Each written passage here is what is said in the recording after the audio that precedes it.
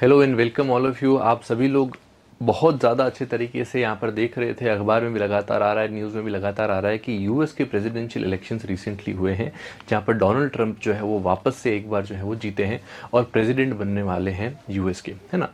इसके अंदर ये चीज़ देखने को मिलती है कि यूएस का जो प्रेसिडेंशियल इलेक्शन है उसके ऊपर काफ़ी क्वेश्चंस आते हैं कि भाई यूएस का प्रेसिडेंशियल इलेक्शन कैसे होगा, क्या किस तरह से होता है, क्या इंडिया के जैसे ही होता है या कोई उसमें फ़र्क है वगैरह। और क्लैड से पूछे इसके भी चांसेस काफ़ी ज़्यादा है, ठीक है ना, क्योंकि हमने देखा था कि जुलाई से लेकर के और अभी तक के क्वेश्चन ज़्यादा पूछे जाते हैं, बार बार रिपीट करने की चीज़ है नहीं, है ना। तो ये चीज़ के कारण से ये जो पार्ट है, ये जो इलेक्शन का पार्ट है, ये हमारे लिए काफ़ी ज़्यादा इंपॉर्टेंट हो जाता है क्लैड पर्सपेक्टिव से भी। और कोई ऐसे भी जानना चाहे कि यूएस के लिए कोई ऐसे ही जानना चाहे तो उसके लिए भी काफ़ी इंपॉर्टेंट होता है, क्योंकि दुनिया की सबसे पुरानी डेमोक्रेसी जो है वो यूएस है और दुनिया की सबसे बड़ी डेमोक्रेसी इंडिया है। तो इस चीज़ के लिए दोनों के बीच में जो तालमेल है, उस चीज़ के कारण से दोनों एक दूसरे के बारे में अच्छे तरीके से समझेंगे तो ज़्यादा एक दूसरे से सीख सकते हैं, है ना। तो यहाँ पर हम लोग शुरू करते हैं यूएस के प्रेसिडेंशियल इलेक्शन कैसे होते हैं उसकी पूरी जानकारी लेना। दूसरी चीज़, यूएस के प्रेसिडेंशियल इलेक्शन जो इस बार हुए उसके अंदर क्या चीज़ हुई, इस चीज़ को समझना। और तीसरी चीज़, यूएस के इलेक्शंस ऐसे क्यों हो रहे हैं और क्या इसकी हिस्ट्री है जिस कारण से यूएस के इलेक्शंस में इस तरह की चीज़ें होती हैं, है ना। यूएस के इलेक्शंस में कई चीज़ें होती है जो कि आपको समझ में ही नहीं आएगा। जैसा इसमें ये है कि नवंबर के अंदर जो मंडे के बाद जो पहला ट्यूसडे आता है उस दिन वहाँ पर वोटिंग होगी। मंडे के बाद में ट्यूसडे आएगा, उस दिन वोटिंग होगी, ठीक है ना। अब ये चीज़ अभी लगती है कि भाई इसका क्या सेंस हुआ, है ना, लेकिन वहाँ की कन्वेंशन है ना। वो कन्वेंशन क्यों है, क्योंकि आज से 100-200 साल पहले लोग क्या करते थे, संडे का जो दिन हुआ करता था वो चर्च जाने का हुआ करता था। तो लोग चर्च विजिट करते थे, वापस आते थे मंडे तक, और इसलिए ट्यूसडे को वोट करते थे, ठीक है ना। तो ऐसी कई इंटरेस्टिंग फैक्ट्स हैं यूएस के पूरे इलेक्शंस के अंदर, कई इंटरेस्टिंग चीज़ें हैं, कई कन्वेंशन हैं, कई इनके कॉन्स्टिट्यूशन में चेंजेस हैं। उस चीज़ को हम लोग आज समझेंगे। सबसे पहले देखते हैं इस बार का रिजल्ट जो है वो यूएस में क्या रहा है।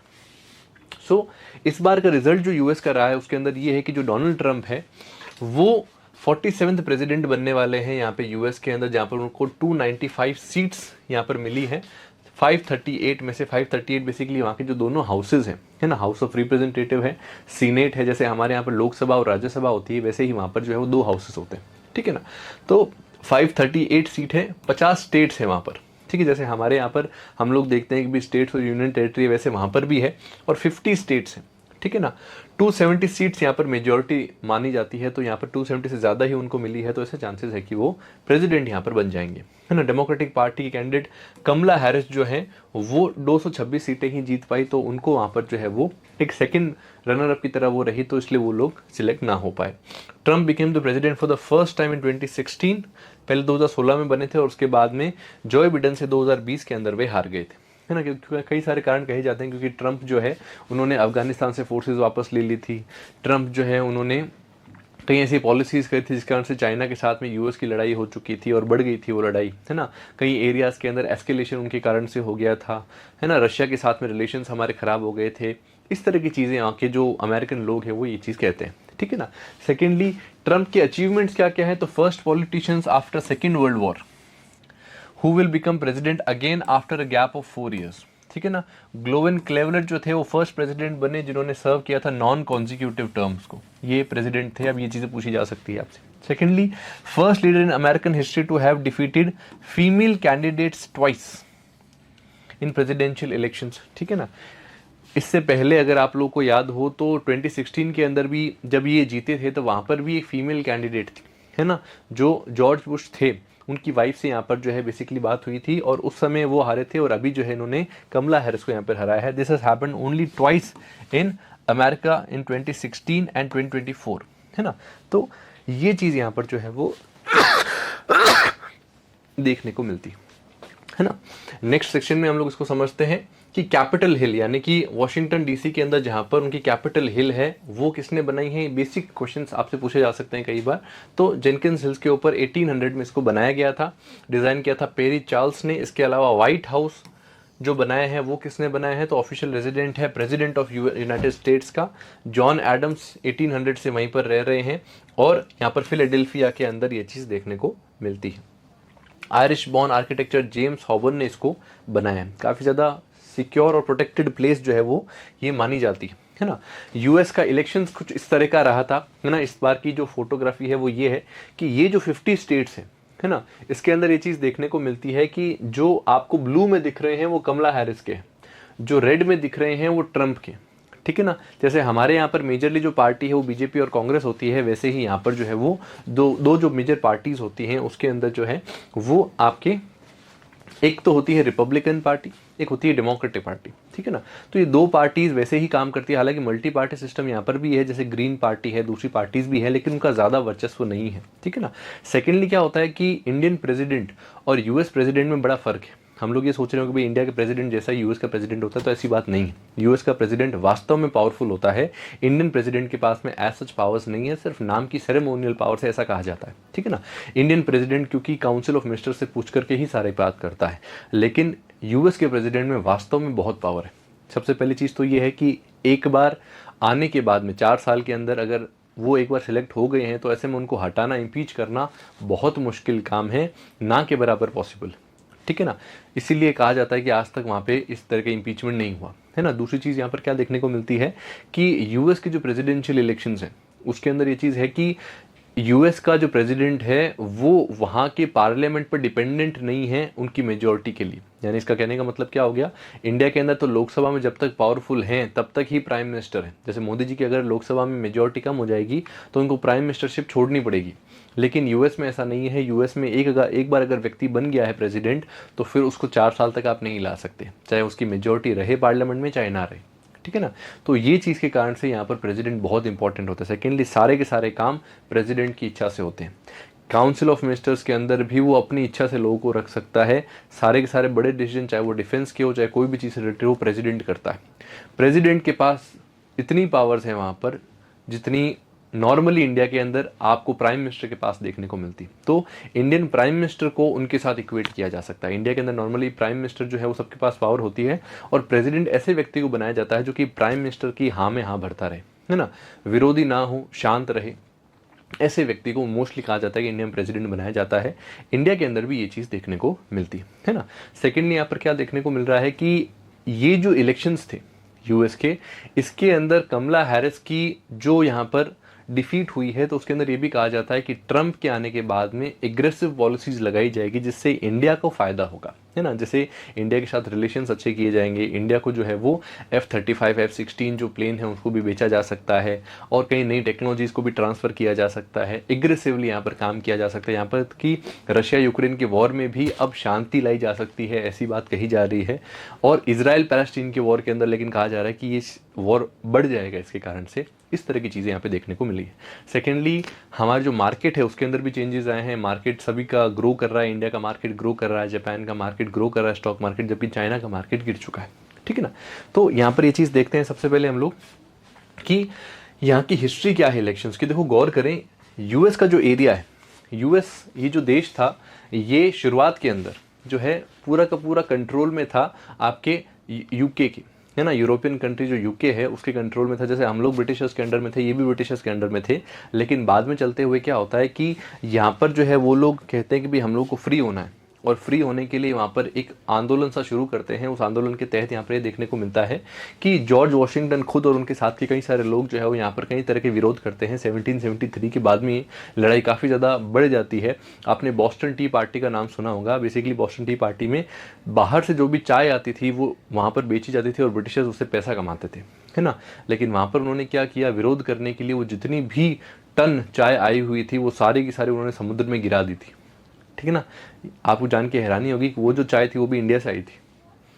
इंडिया से चाय वो ले जाते थे और ले जा करके अमेरिका में बेचते थे, ठीक है। तो वो बॉस्टन टी पार्टी में जो चाय गिरी थी वो अपनी थी, ठीक है ना। तो खैर कहने का मतलब ये है कि वहाँ पर विरोध होना शुरू हुआ, और एक टाइम के बाद में यहाँ पर ये चीज़ देखने को मिलती है। अगर हम लोग गौर करें कि यूनाइटेड स्टेट्स में 1776 के अंदर यहाँ पर जो है वो कॉन्टिनेंटल कांग्रेस ने यहाँ पर डिक्लेयर करी इंडिपेंडेंस, और कहा कि भाई यूनाइटेड स्टेट्स, अमेरिका के जितने भी स्टेट्स हैं वो मिलकर के एक देश बनाएंगे, हमें ब्रिटिशर्स की ज़रूरत नहीं है काम करने के लिए। यहाँ पे स्टेट्स के पास बहुत ज़्यादा पावर्स है। यहाँ पर तो ये सिचुएशन है कि यहाँ पे सिटीजनशिप एक नहीं है, इंडिया में एक सिटीजनशिप है, आप राजस्थान की, मध्य प्रदेश की, हरियाणा की अलग सिटीजनशिप नहीं रख सकते, है ना। लेकिन यहाँ पर क्या है, स्टेट की स्पेसिफिक सिटीजनशिप है और सेंट्रल की या देश की अलग स्पेसिफिक है, तो हर व्यक्ति के पास दो यहाँ पर सिटीजनशिप होती है, इंडिया में सिर्फ एक होती है ना। तो ये चीज़ यहाँ देखने को मिली थी। जॉर्ज वॉशिंगटन ने यहाँ पर ये काम करा था और 1783 के अंदर ये वॉर जो है वो जीत गए थे। इसके बाद में ये चीज़ देखने को मिलती है कि 1783 के बाद में 87 के आसपास में इन्होंने अपना कॉन्स्टिट्यूशन बनाया और 89 के आसपास में वही कॉन्स्टिट्यूशन लागू कर दिया गया, है ना। जब ये कॉन्स्टिट्यूशन 89 में लागू किया गया तो उस समय ये चीज़ देखने को मिल रही थी कि भाई 88 के अंदर 87-88 के अंदर जॉर्ज वॉशिंगटन जो है वो फर्स्ट प्रेसिडेंट वहाँ पर बनते, है ना।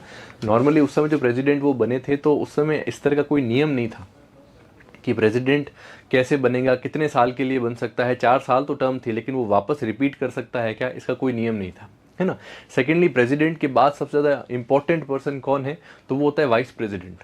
तो वाइस प्रेसिडेंट को इतना ज़्यादा इंपॉर्टेंस यहाँ पर जो है वो दी गई थी। अब दूसरी चीज़ यहाँ पर क्या होती है कि भाई वाइस प्रेसिडेंट इंपॉर्टेंट क्या उतना है जितना इंडिया के अंदर है। देखो इंडिया में तो अगर आप देखेंगे तो जितना कम प्रेसिडेंट के पास पावर है उससे भी कम वाइस प्रेसिडेंट के पास पावर है। तो हमारे यहाँ पे प्रेसिडेंट वाइस प्रेसिडेंट का एज सच इतना इंपॉर्टेंस नहीं रहता। लेकिन यहाँ पर जैसे इंडिया के अंदर प्राइम मिनिस्टर के बाद में होम मिनिस्टर का इंपॉर्टेंस है, वैसे ही यहाँ पर जो है वो प्रेसिडेंट के बाद वाइस प्रेसिडेंट की पावर है, ठीक है ना। और ऐसा यहाँ पर क्या हुआ कि जो जॉर्ज वॉशिंगटन है उन्होंने 1788 से लेकर के तकरीबन 1793 तक अपनी फर्स्ट टर्म, 89 से लेकर के 93 तक अपनी फर्स्ट टर्म पूरी करते हैं। और 4 साल की टर्म पूरी होने के बाद उनको 4 साल के लिए और सभी लोग कहते हैं कि नहीं आप वापस से प्रधानमंत्री बने, क्योंकि वो काफ़ी लोकप्रिय थे। तो ऐसा वापस से उनको जो है प्रेसिडेंट बनाया जाता है और प्रेसिडेंट बना करके वो अगले 4 साल फिर से तकरीबन 1897 तक 98 तक वो वापस से रहते हैं। और रहने के बाद में फिर वो कहते हैं कि नहीं, एक प्रेसिडेंट को 2 टर्म से ज़्यादा नहीं रहना चाहिए, उसके बाद में वो अथॉरिटेटिव हो सकता है, वो एक गलत दिशा में जा सकता है। तो उस समय से वहाँ पे एक कन्वेंशन बन गया कि एक प्रेसिडेंट 2 बार लगातार कॉन्जिक्यूटिव रह सकता है, उसके बाद में नहीं रह सकता। हालांकि इसके बाद में अगर एक चुनाव छोड़ करके उसको बनाया गया है तो उसका कोई प्रावधान यहाँ पर दिखता नहीं, है ना। लेकिन कंजिक्यूटिवली अगर आप 2 बार बन चुके हैं 8 साल के लिए, 4-4 साल से के इलेक्शन से, तो उसके बाद में आप वापस फॉलो नहीं कर सकते, यही वहाँ का कन्वेंशन है ना। तो ऐसा यहाँ पर क्या होता है, उस तरह की चीज़ें चलती है। और ये चीज़ गौर करें कि इसके बाद में वाइस प्रेसिडेंट्स को मोस्टली कहा जाता है कि उनको मौका दिया जाता है कि वो प्रेसिडेंट के चुनाव के लिए लड़ें, और प्रेसिडेंट मोस्टली रिटायर हो जाते हैं। इस तरह का कन्वेंशन मोस्टली देखने को मिला है। और वहाँ के प्रेसिडेंट कितने पावरफुल होते हैं, तो उसकी पावर समय के साथ बढ़ाई गई है। जैसे फॉर एग्जाम्पल अगर मैं आपको बताऊँ तो ये है ना, ये एक बड़ा एग्जाम्पल है उस चीज़ का, जहाँ पर जो है ये चीज़ बेसिकली 1960s की बात है ना, जहाँ पर जो हैरिसन थे और जॉन टेलर थे, है ना। तो यहाँ पर प्रेसिडेंट के बाद में डायरेक्टली वाइस प्रेसिडेंट जो है उसने पूरी सत्ता संभाल ली थी, और उनका कहना था कि भाई सारा का सारा काम मैं संभालूंगा, मेरे हिसाब से चीज़ें होनी चाहिए। इससे ज़्यादा चीज़ आपको बड़ी हैरानी की चीज़ जो दिख सकती है वो फ्रैंकलिन रोजवेल्ट, ये बेसिकली 1933 से लेकर के और तकरीबन आप कह सकते हो कि 45 के आसपास तक यहाँ पर जो है काफ़ी लंबे समय तक इन्होंने प्रेसिडेंटशिप रही, है ना।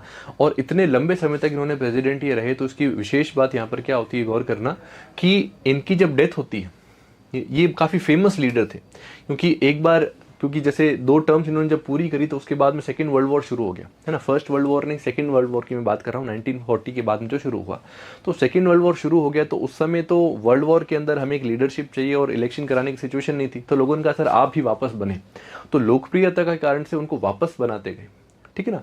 और इन्होंने ही यहाँ पर जो ग्रेट डिप्रेशन आया था यूएस का, उसमें से यहाँ पे आशा की किरण दिखाई और उसको बाहर निकाला। तो ऐसा क्या होता है, उसके बाद में से ये काफ़ी फेमस रहे उसके अंदर, है ना। और ऐसा यहाँ पर जब इनकी डेथ होती है तो इनकी डेथ के बाद में हाथों हाथ वाइस प्रेसिडेंट, क्योंकि उस समय वॉर चल रहा था, तो हाथों हाथ वाइस प्रेसिडेंट जो थे हैरिस ट्रूमैन, इनको यहाँ पर बनाया जाता है। इनको यहाँ पर जो है वो प्रेसिडेंट बनाया जाता है। लेकिन गौर करना कि उस समय हाथों हाथ प्रेसिडेंट बनने पर क्या उनको प्रेसिडेंट का उतना ही दर्जा मिलेगा, तो वहाँ की सरकार बड़ी कंफ्यूज थी। तो उन्होंने क्या किया कि कागज़ों के अंदर एक्टिंग प्रेसिडेंट करके वहाँ पर लिखना शुरू किया। तो इन्होंने साफ मना कर दिया कि मैं एक भी कागज़ पे साइन नहीं करूँगा अगर आपने एक्टिंग प्रेसिडेंट लिखा है, तो प्रेसिडेंट लिखोगे तो मैं साइन करूँगा, प्रेसिडेंट लिखो। और ऐसा वहाँ पर प्रेसिडेंट लिखा गया। और आपको जानकर इसकी पावर अगर आपको समझनी हो कि वाइस प्रेसिडेंट के पास कितनी पावर है, तो ध्यान रखिएगा कि जो हिरोशिमा नागासाकी में बॉम्ब गिराया गया था अमेरिका के द्वारा, वो जो ऑर्डर था वो इनका था, इन्होंने ये बॉम्ब ब्लास्ट करवाया था, ठीक है। जो फैट मैन जो आप लोगों ने सुना होगा, है ना, कि भाई फैटमैन को और ये आपके जो लिटिल बॉय स्मॉल बॉय को जो छोड़ा, तो ये जो 2 बॉम्ब ब्लास्ट किए गए थे वो इनके ही ऑर्डर से किए गए थे। तो इतने ज़्यादा यहाँ पर वाइस प्रेसिडेंट जो है वो इंपॉर्टेंट देखने को मिलते हैं, ठीक है ना। सेकंड यहाँ पर क्या देखने को मिलता है कि कुछ एक जो फेमस प्रेसिडेंट्स हैं, जैसे हम लोगों ने एक जॉर्ज वॉशिंगटन की बात करी, इसके अलावा यहाँ पर कई सारे ऐसे भी हैं, जैसे अब्राहम लिंकन है, इनको काफ़ी फेमस माना जाता है। उसका भी रीज़न है, उसका रीज़न बेसिकली ये है कि पहले नॉर्थ और साउथ स्टेट्स के बीच में एक बंटवारा था, है ना। नॉर्थ और साउथ जो स्टेट्स है, जैसे ये सदर्न स्टेट्स कहलाती, ठीक है ना, इनके बीच में बंटवारा था। और यहाँ पर नॉर्थ और साउथ स्टेट्स के अंदर ये था कि नॉर्थ कहते थे कि भाई हम लोग ये जो दास व्यवस्था है, यानी कि यहाँ पर जो स्लेव सिस्टम है उसको ख़त्म करेंगे, स्लेव्स नहीं होने चाहिए हैं, ह्यूमन बीइंग को स्लेव बनाना गलत है। जबकि नीचे के जो लोग थे वो सब एग्रीकल्चर में लगे हुए थे, तो उनका मानना था कि भाई एग्रीकल्चर कैसे होगा अगर हम दास व्यवस्था नहीं रखेंगे तो इसलिए दोनों के बीच में कॉन्फ्लिक्ट चल रहे थे। और ये कॉन्फ्लिक्ट इतना बढ़ गया था 1860 के अंदर कि यहाँ पर एक सिविल वॉर हो जाता है, जहाँ पर नॉर्थ जो है वो कहता है कि हम लोग जो है वो दास व्यवस्था हटाएंगे, स्लेव सिस्टम हटाएंगे, और साउथ उससे एग्री नहीं करता है, और साउथ कहता है मैं अलग देश बनाऊंगा। ये सिविल वॉर होता है, और इस सिविल वॉर के अंदर काफ़ी बड़ी लड़ाई होती है। अब्राहम लिंकन साफ इंस्टेंस अपना रख देते हैं कि कोई भी सिचुएशन में स्लेव व्यवस्था को हम लोग मेंटेन नहीं रखेंगे, हम ख़त्म करेंगे, और ये इनके ऊपर अटैक भी कर देते हैं ताकि यहाँ पर सदन अलग स्टेट्स ना बना सकें, ठीक है ना। गौर कीजिएगा अगर कि 1860 के और 1865 के आसपास में इंडिया के अंदर भी इंडिगो और कॉटन जो है वो ज़्यादा ग्रो होने लग गया था और ज़्यादा अच्छे प्राइसेस उसको मिलने लग गए थे, लेकिन आप लोगों ने शायद हिस्ट्री में पढ़ा होगा 1865 के आसपास में वो सारी की सारा जो सिविल वॉर है वो ये ख़त्म हो गया यहाँ पर, तो इसलिए वापस प्रोडक्शन होना शुरू हुआ और इंडिया से इंडिगो और कॉटन लेना बंद कर दिया था, ठीक है ना। तो इसके कारण से यहाँ पर जो है वो इंडिया में भी प्रोटेस्ट हुआ था कि भाई आप हमें वो रेट्स नहीं दे रहे हो, कॉटन हमसे ले नहीं रहे हो, तो वो चीज़ भी इससे रिलेटेड है, ठीक है ना। तो ये चीज़ यहाँ पर जो है वो सामने आती है, और इस तरह से यहाँ पर जो है वो सिविल वॉर की जो बात है वो यहाँ पे देखने को मिलती है, और अब्राहम लिंकन यहाँ पर काफ़ी बड़े फेमस यहाँ पर देखने को मिलते हैं। अब हम बात करते हैं यूएस के इलेक्शंस कैसे होते हैं। देखो यूएस के इलेक्शन थोड़ी सी पेचीदा प्रक्रिया है जिसको हम लोग शॉर्ट में समझने की कोशिश करते हैं। सबसे पहले यहाँ पर क्या होता है कि यूएस के इलेक्शंस के अंदर, जैसे हमारे यहाँ पर तो क्या होता है, बीजेपी और कांग्रेस 2 पार्टी है, तो पार्टी खुद ही चुन लेती है कि भाई जो उनकी कॉन्स्टिट्यूएंट मेन काउंसिल होती है वो चुन लेती है कि भाई ये हमारे राष्ट्रीय प्रधानमंत्री के कैंडिडेट हैं। जैसे बीजेपी ने मिलकर के 2014 में चुन लिया कि भाई नरेंद्र मोदी हमारे प्रधानमंत्री पद के उम्मीदवार है ना, लेकिन यहाँ पर ऐसा नहीं होता। यहाँ पर जो पार्टीज हैं उनके अंदर बहुत डेमोक्रेटिकली चुनाव किए जाते हैं, है ना। कैसे चुनाव किए जाते हैं, तो सबसे पहले यहाँ पर 2 चीज़ें होती है, उसका नाम है प्राइमरीज और कॉकस, है ना। प्राइमरीज कुछ स्टेट्स में प्राइमरीज होती है, कुछ स्टेट में कॉकस होता है, कुछ में दोनों होते हैं, ठीक है ना। तो प्राइमरी के अंदर ये चीज़ देखने को मिलती है कि प्राइमरी के अंदर जो है वो मेजरली ये सामने आता है कि जो लोग हैं उनके अंदर ये चुनाव करवाया जाता है कि भाई ये जो पार्टी है, जैसे मान लो यहाँ पर एक रिपब्लिकन पार्टी है ना, तो रिपब्लिकन पार्टी के अंदर आपके हिसाब से रिपब्लिकन पार्टी में इनमें से कौन चुनाव में खड़ा होना चाहिए, है ना। जैसे मान लीजिए राजस्थान में वही सिस्टम मान लेते हैं, इंडिया में वही सिस्टम मान लेते हैं यूएस वाला, तो ऐसे में क्या होगा कि राजस्थान में, महाराष्ट्र में, मध्य प्रदेश में सब जगह पर बीजेपी के चुनाव होंगे, और इन सब चुनाव के अंदर जो पार्टी के लोग हैं वो वहाँ पर वोट करेंगे और वोट करके ये बताएंगे कि भाई हम लोग इसको यहाँ पर जो है वो प्रधानमंत्री पद का उम्मीदवार बीजेपी की तरफ से देखना चाहते हैं, ठीक है ना। तो हर स्टेट के अंदर मान लीजिए जैसे 3 उम्मीदवार निकल करके आ गए, ठीक है ना, राजस्थान में 3 आ गए, गुजरात में 3 आ गए, मध्य प्रदेश में 3 आ गए, तो इस तरह से सब जगह पे 3-4 लोग आ गए, ठीक है। तो ये होता है प्राइमरीज, और ऐसे ही चीज़ जो दूसरे स्टेट्स में होती है वो होती है कॉकस, जहाँ पर पॉलिटिकल पार्टीज ही चुनती है ना, पॉलिटिकल पार्टीज, और जो प्राइमरीज है उसके अंदर स्टेट्स और यहाँ पर कॉन्स्टिट्यूशनल पार्टीज वो यहाँ पर जो है बेसिकली काम करती है इस चीज़ को करने का। ये देखिए प्राइमरी के अंदर पार्टी मेंबर्स वोट करते हैं बेस्ट कैंडिडेट को, जो कि उनके लिए बहुत सही है जनरल इलेक्शन के लिए कि भाई कौन जो है वो हमारी पार्टी से खड़ा होना चाहिए। और कॉकस के अंदर पार्टी मेंबर्स सिलेक्ट करेंगे बेस्ट कैंडिडेट डिस्कशन के थ्रू, ठीक है ना। तो बेसिकली दोनों एक जैसी ही चीज़ें हैं, ठीक है ना। कुछ स्टेट्स के अंदर यहाँ पर कॉकस कर देते हैं, कुछ एक जो है वो वहाँ पर प्राइमरीज हो जाते हैं, और अल्टीमेटली दोनों ही जो बड़ी बड़ी पार्टीज़ हैं उनके जो मेंबर्स हैं उनके कुछ उम्मीदवार तैयार होने लगते हैं, ठीक है ना। ये उम्मीदवार पूरे देश में घूमते हैं, पूरे स्टेट में घूमते हैं बताने के लिए कि भाई मैं एक अच्छा उम्मीदवार हूँ, मेरी यहाँ पर मैं ये काम करना चाहता हूँ, इस तरह की चीज़ें करना चाहता हूँ, ये कमियाँ हैं देश में, ऐसे सुधारना चाहता हूँ, ठीक है ना।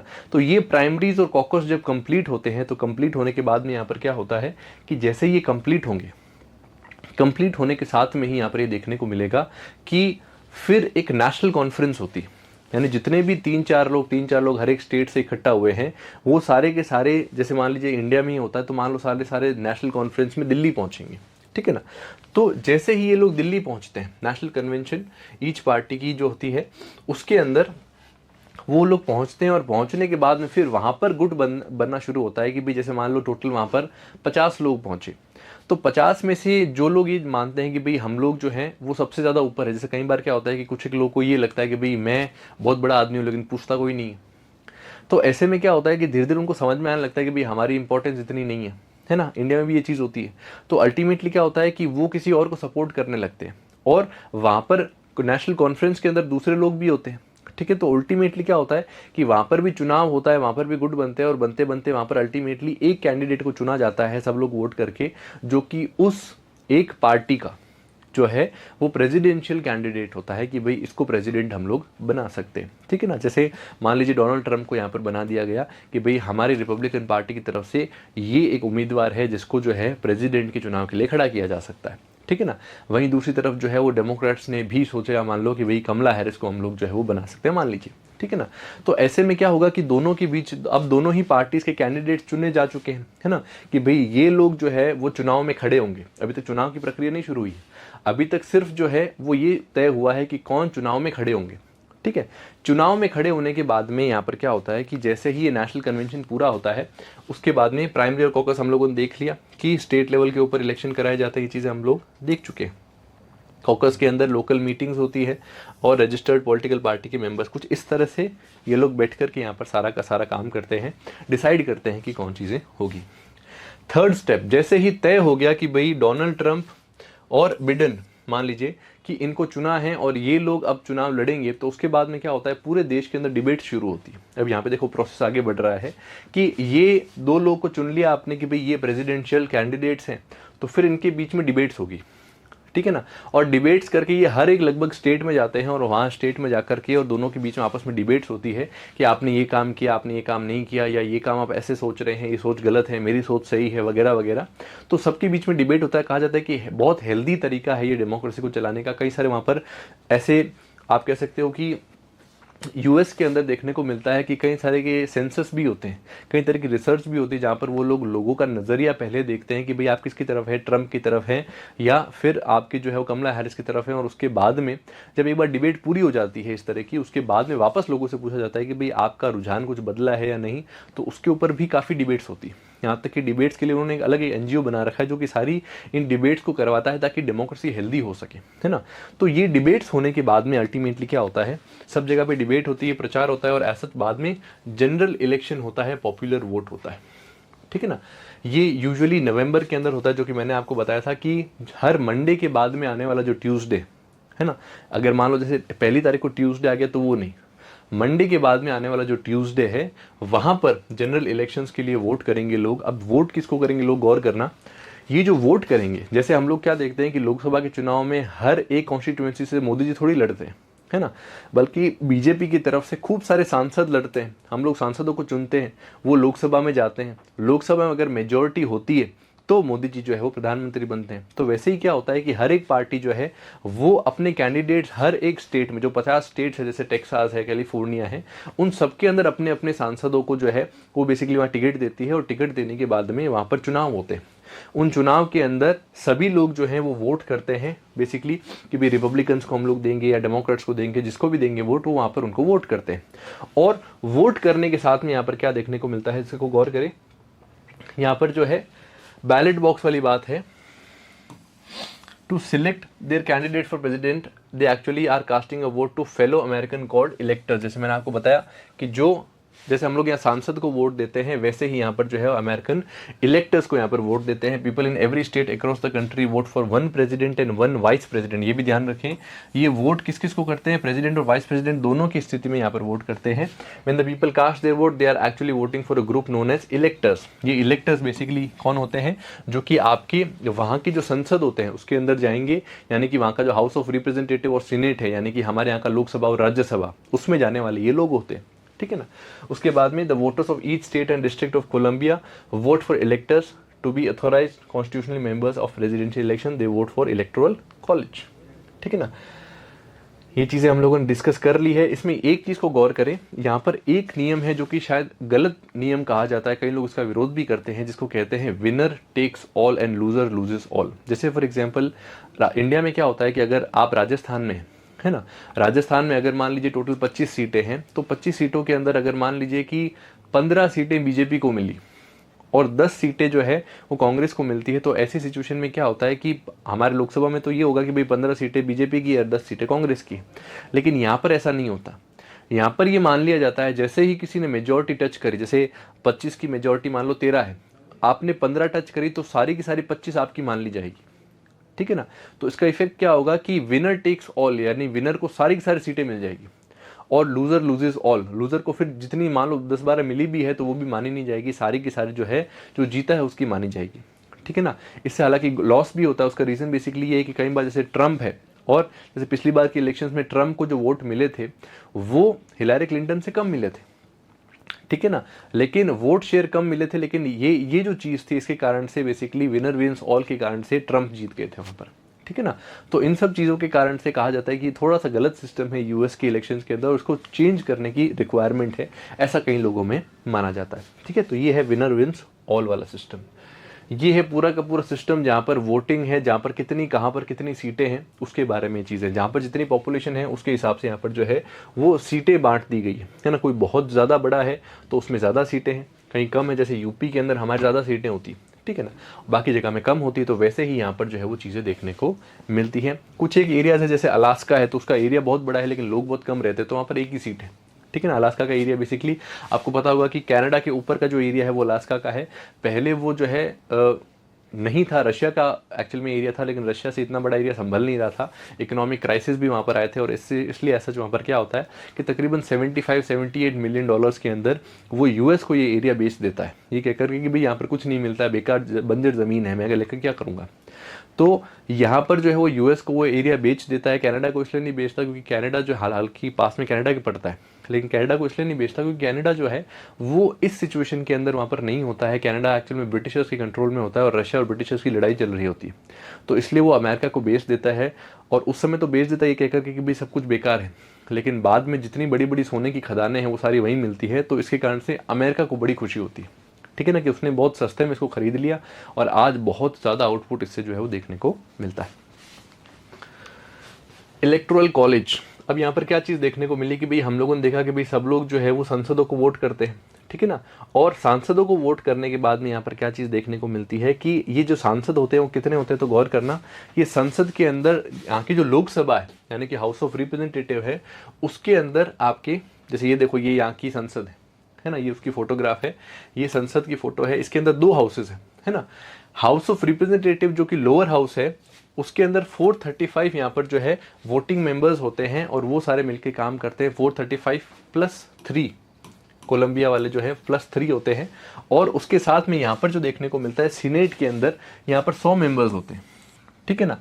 तो इन सब चीज़ों के कारण से यहाँ पर जो टोटल वोटिंग है उसके अंदर ये देखने को मिलता है दैट 538 टोटल यहाँ पर सांसद चुने जाते हैं, 100 उसके और बेसिकली 438 उसके, ठीक है ना। तो इस तरह के दोनों वहाँ की लोकसभा और राज्यसभा यानी कि वहाँ की सीनेट और रिप्रेजेंटेटिव की जो हाउस है उन दोनों के अंदर यहाँ पे चुनाव होते हैं, और इन चुनावों के अंदर जो लोग इकट्ठे होकर के आते हैं वो उसके बाद में देखो, अभी भी वहाँ का राष्ट्रपति का चुनाव खत्म नहीं हुआ है। लोगों को लग रहा है कि भाई चुनाव पूरे हो गए, सब कुछ खत्म हो गया और अब वो बन चुके हैं, ऐसी बात नहीं है। वहाँ की प्रक्रिया अभी भी चल रही है ना। वहाँ की प्रक्रिया का जो लास्ट फेज है उसके अंदर ये देखने को मिलता है कि जो प्रेसिडेंट है उसके चुनाव अब होंगे। अब चुनाव प्रेसिडेंट कैसे होंगे कि जो लोग संसद बनकर के आए हैं, जो लोग वहाँ पर बनकर के आए हैं संसद, वो वहाँ पर वोटिंग करेंगे और वो वोट करके ये चीज़ बताएंगे कि भाई वास्तव में जो है वो कौन वहाँ का प्रेसिडेंट बनेगा। जैसे मान लीजिए कि अभी ये देखने को मिला कि भाई रिपब्लिकन्स जो हैं उनको 295 सीट्स मिली हैं, 295 लोग वहाँ के इलेक्ट हुए हैं, लेकिन वहाँ पर ये प्रावधान है कि डिफेक्शन किया जा सकता है। डिफेक्शन का मतलब क्या है कि आप अपनी पार्टी छोड़ के दूसरे को वोट दे सकते हैं, ठीक है ना। तो ऐसी सिचुएशन में कई बार ऐसा भी हो चुका है, जैसे 90 टाइम्स ऐसा कहा जाता है कि 90 के आसपास बार जो है वो जो लोग थे उन्होंने वो जिस पार्टी से इलेक्ट हुए थे उसको छोड़ करके दूसरी पार्टी वाले जो है उनको वोट कर दिया। तो ऐसा भी हो सकता है ना, ऐसे इसके भी चांसेस होते हैं, लेकिन बहुत मिनिमल और कम चांसेस होते हैं। भाई अमित शाह कभी क्यों सोनिया गांधी को वोट करेंगे, वो वाली बात होती है, ठीक है ना। तो ऐसी सिचुएशन के अंदर यहाँ पर जो अमेरिकन इलेक्शन हैं उसके अंदर लास्ट ये जो चीज़ होती है वो देखने को मिलती है दिसंबर के अंदर, ठीक है ना। तो दिसंबर के अंदर वो वोटिंग होती है और वो सारी जो वोटिंग है उसके होने के बाद में जो व्यक्ति चुना जाता है उन संसदों के अंदर जो वोट पड़ते हैं, जो व्यक्ति चुना जाता है उसको फिर प्रेसिडेंट बनाया जाता है। लेकिन मोस्टली इसके अंदर लोग जो है वो दगा नहीं करते हैं अपने जो रिप्रेजेंटेड कैंडिडेट है उनके साथ में, तो इसलिए माना जाता है कि अभी जो रिजल्ट आया है वही फाइनल रिजल्ट है, ठीक है ना। लेकिन एक्चुअल में जो फाइनल रिजल्ट है वो दिसंबर में आएगा, ठीक है ना। और दिसंबर में आने के बाद में यहाँ पर क्या चीज़ देखने को मिलती है कि जनवरी के अंदर यहाँ पर जो है वो डिसाइड किया जाता है, जनवरी के अंदर इनकी एक डेट फिक्स की जाती है जहाँ पर शपथ ली जाती है और प्रेसिडेंट शपथ लेते हैं, ठीक है ना। तो ये चीज़ जो है वो यहाँ पे यूएस के इलेक्शन, मोटा मोट रूप से यूएस का इलेक्शन इस तरह से चलता है, ठीक है ना। इसी तरीके से पूरा का पूरा इसका सिस्टम चलता है। और सबसे अच्छे इलेक्टर्स या सबसे अच्छे प्रेसिडेंट्स कौन कौन से हुए हैं, तो उसके अंदर सबसे पहले जॉर्ज वॉशिंगटन की जैसे हमने बात करी थी 89 से लेकर के और 97 तक 8 साल इन्होंने यहाँ पर जो है राज किया था और उसके बाद में अपनी सीट छोड़ दी थी। थॉमस जेफरसन जिन्होंने इंडिपेंडेंस डिक्लेयर करी, और जेम्स मेडिसन को माना जाता है father of constitution and shortest president, ठीक है ना। ये गौर कीजिएगा यहाँ का जो कॉन्स्टिट्यूशन है वो बड़ा छोटा है ना। हमारे कॉन्स्टिट्यूशन में तो दुनिया भर के यहाँ पर जो है वो आप कह सकते हो आर्टिकल्स हैं, 100 से ज़्यादा अमेंडमेंट हो चुके हैं, है ना। 106 अमेंडमेंट हम लोग देखते हैं। यहाँ पे कॉन्स्टिट्यूशन में आज तक 27 ही अमेंडमेंट हुए हैं। और कॉन्स्टिट्यूशन बना कब का है, 1788-89 का बना हुआ कॉन्स्टिट्यूशन आज के तकरीबन देख लो 200-250 साल हो गए, लेकिन 27 ही अमेंडमेंट हुए हैं, 7-8 इसके अंदर आर्टिकल्स है, पार्ट है ना। बाकी पावर स्टेट को दे रखी है कि स्टेट्स अपनी इच्छा से अपने रूल्स बना सकते हैं, ठीक है ना। तो ये भी एक अच्छी चीज़ है कि इनका कॉन्स्टिट्यूशन इतना ज़्यादा शानदार तरीके से चल रहा है। James Monroe only other Washington only president to ever essentially unopposed जो रहे थे। मार्टिन वैन, ठीक है ना। जितने भी 7 लोग थे उन सबको ब्रिटिशर सब्जेक्ट कहा जाता है 1776 से पहले। हैरिसन जो कि हम लोगों ने देखा शॉर्टेस्ट टेन्योर था 32 डेज का इनके अंदर। John Tyler's father 15 children most of any president, first president to have a veto overridden, ठीक है। ये सारी की सारी लिस्ट इसके अंदर दे रखी है, ये आपको सारी की सारी मिल जाएगी, क्लैड एक्सप्रेस में भी आगे आ जाएगी, ठीक है ना। तो ये था हमारा प्रेसिडेंशियल इलेक्शन जहाँ पर हम लोगों ने ये चीज़ देखी कि यूएस का प्रेसिडेंट कैसे चुना जाता है, यूएस का प्रेसिडेंट की हिस्ट्री क्या थी, और इस बार का जो चुनाव हुआ है उसके अंदर रिजल्ट्स में क्या बड़ी चीज़ थी, और डोनाल्ड ट्रंप क्यों जो है उन्होंने कई चीज़ों के अंदर हिस्ट्री बनाई है, कई चीज़ों के अंदर एक इतिहास रचा है, ठीक है। तो ये थी हमारी तरफ से एक यूएस प्रेसिडेंट के ऊपर एक शॉर्ट वीडियो। ऐसे और दूसरे भी वीडियोस अगर आपको चाहिए हो और ऐसी कुछ रिक्वायरमेंट हो क्लैट के लिए, कोई भी पर्सपेक्टिव के लिए, तो आप कमेंट सेक्शन में लिख सकते हैं, हम लोग आपको उसका जवाब देंगे। So thank you very much.